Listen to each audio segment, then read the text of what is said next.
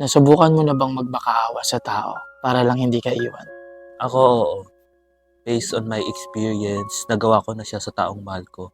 Kahit na magmukha akong tanga, magmukha akong baliw, kakahabol sa kanya, at least alam ko sa sarili kong pag ginawa ko to, wala akong pagsisisihan. Masasabi ko rin talaga sa sarili ko na ginawa ko lahat para lang mag-work yung relationship naming dalawa. Pero sobrang sakit no. Actually, masakit naman talaga. Ako, na-try ko na siya.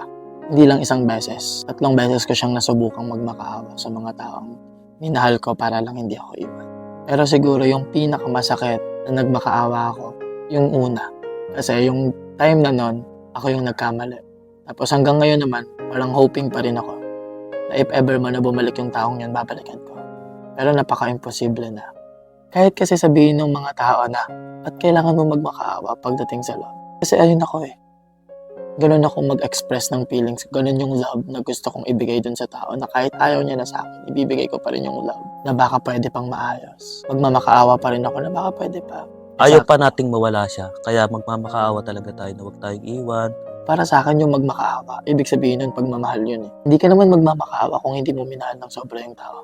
Ako pares tayo, parang Pero ang sarap lang sa feeling na after nating magmakaawa, masasabi natin sa sarili natin, okay, at least hanggang sa dulo ng pagmamahal ko sa kanya, hinabol ko siya at nagmakaawa ako.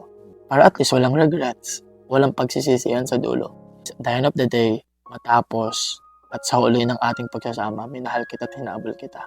at least sinubukan natin. Sinubukan ko, kahit ayaw mo na. Sinubukan mo, kahit ayaw niya na.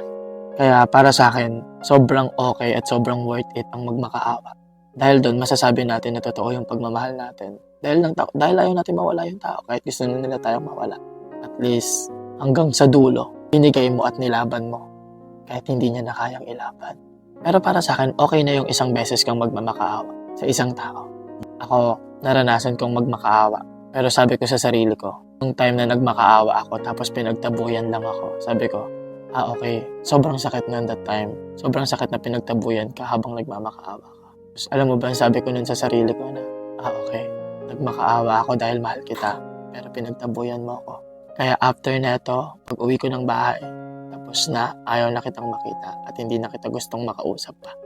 Parang ang problemahin mo na lang yung pag-heal mo, yung pag-move on mo. Kasi sa part mo naman, sa sarili mo naman, masasabi mo na, okay, nagawa ko na yung part ko para hindi siya mawala, para hindi niya ako iwan, para hindi mag-end yung relationship namin.